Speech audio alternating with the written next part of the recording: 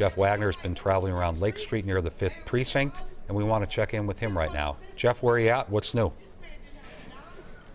We're actually still near the 5th Precinct, but we are specifically by that Wells Fargo bank that became the target of rioters last night.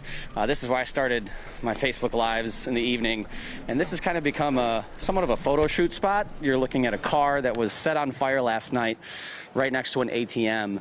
The ATM here at the Wells Fargo drive-thru had probably a crowd of 40 people around it last night around 10 o'clock. People just trying to disassemble it, and people standing on a car that you can't tell but was red at one point.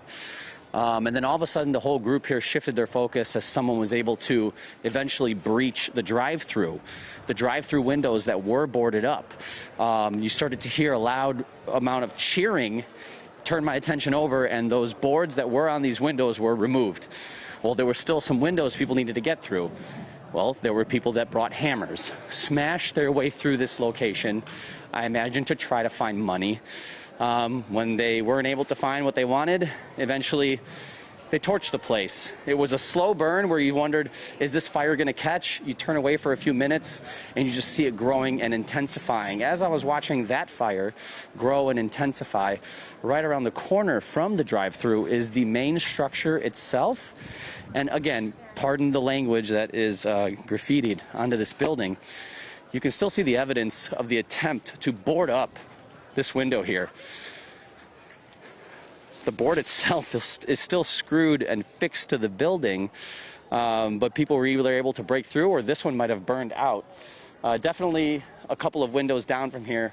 Oh man, this is a sight to see. I can see through to the sky through this window.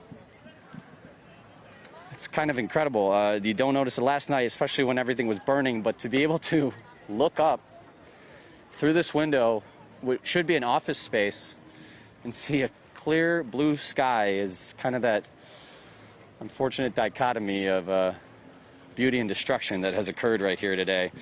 When the sun comes up finally, you kind of then truly realize what occurred overnight and how destructive it was. This is the window area I was telling you about earlier, where I watched people crawl out with these cabinets filled with safe deposit box, security deposit box keys, and just dump the keys all over the sidewalk. I don't think to people here that was good enough for them. I'm sure they wanted more money, but at the same time the building was starting to catch fire, so people were trying to act quickly with the opportunity they suddenly had that maybe they weren't expecting when this whole entire bank was boarded up at one point. Again, I'm still just so struck by the fact that when I peered through this window yesterday, it was an office, and now I'm able to look through where the roof used to be, and you have sunshine poking through this destroyed bank. It's eerie and sad, Jeff.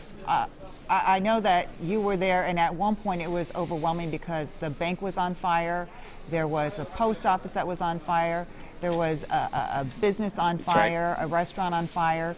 I mean, all of that just happening simultaneously.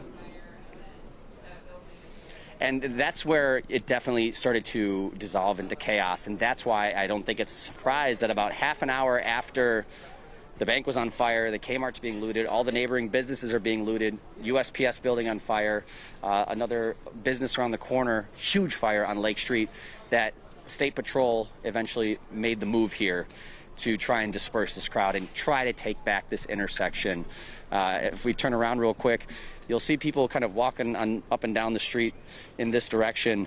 It reached a point where this whole entire block that we're walking towards 31st Street was taken over by law enforcement. Eventually, it disperses the crowd for 10, 15, 20 minutes, and then you see that slow just movement back to this site by the protesters, by the people who are trying to cause problems or throw things at police, shine lasers in their face, throw fireworks. I witnessed people using dumpsters as like a blockade, a shield of sorts, with 2 to 3 people behind the dumpster at a time, trying to get as close to the front line of State Patrol as possible, only to have tear gas or those rubber bullets launched and fired at them. And it's just a process we watch repetitively, and it's a direct contrast to what we're seeing at this intersection at the moment. Seeing and hearing. I'm not seeing smoke, I'm not seeing destruction, I'm not hearing hoots and hollers. I'm seeing a protest that's peaceful with people holding their arms up in the air unified. I'm hearing silence as people hold that moment of silence for George Floyd. Now I'm hearing his name, and people here sincerely trying to listen to what the message is being brought, what message is trying to be brought out of this protest outside the 5th Precinct, an area that might be a stronghold for officers. And yeah, this is what the governor and state leaders or city leaders are saying, that this is, they want to allow them to do this. And why don't we take this moment of silence?